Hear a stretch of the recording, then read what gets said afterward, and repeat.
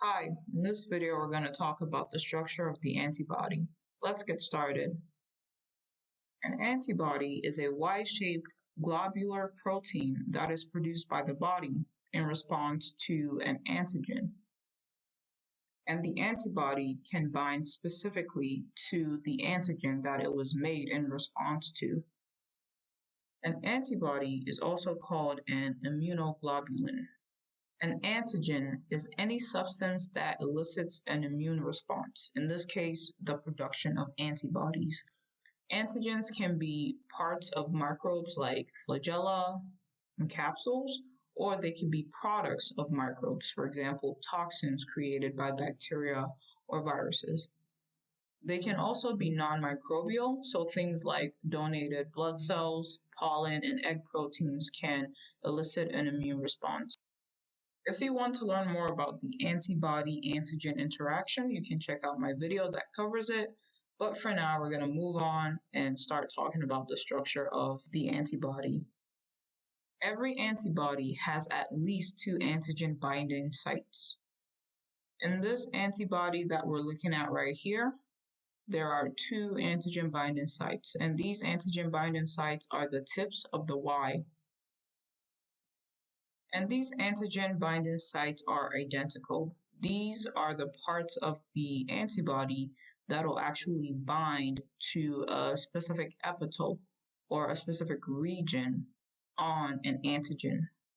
And these antigen binding sites are identical, and so this means that they can bind to the same epitope on an antigen. The number of antigen binding sites that an antibody has determines its valence. So for example, here we have an antibody that has two antigen binding sites, so it's going to be considered bivalent. This antibody that we have here would be considered a monomer because it is a single antibody that is bivalent. The structure of most antibodies in your body are going to be monomers. A monomer consists of four protein chains, two identical heavy chains and two identical light chains.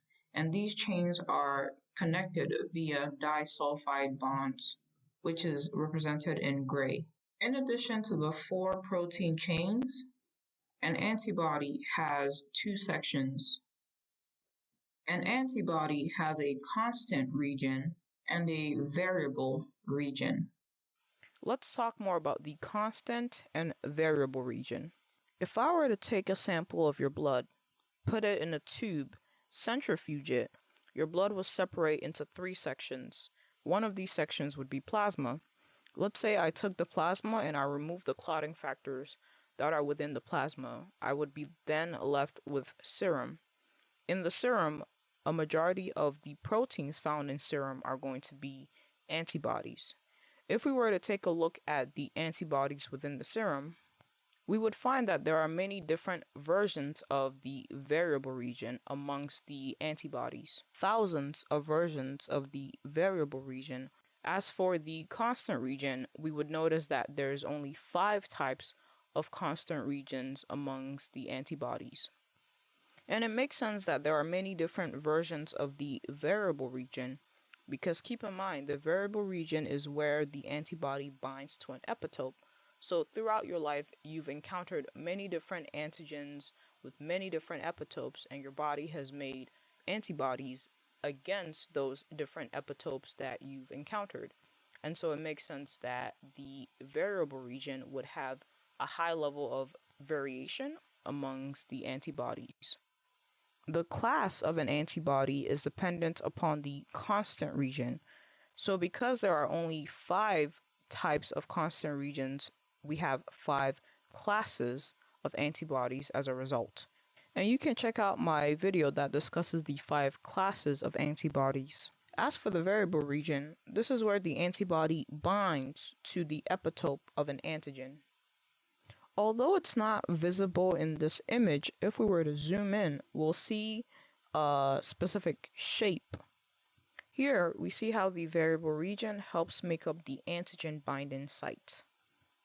If we had an epitope that this antibody was specific for, it would sit perfectly in this area. If the shape of the epitope changes due to a mutation, then there's a good chance that this antibody will no longer be able to bind to that specific epitope. So if we had this rectangular epitope that fits perfectly mutate into, let's say, a circular shape, then this antibody would no longer be able to bind to this specific epitope. That's it for this video. I hope this video helps. Please like, subscribe, comment, and share.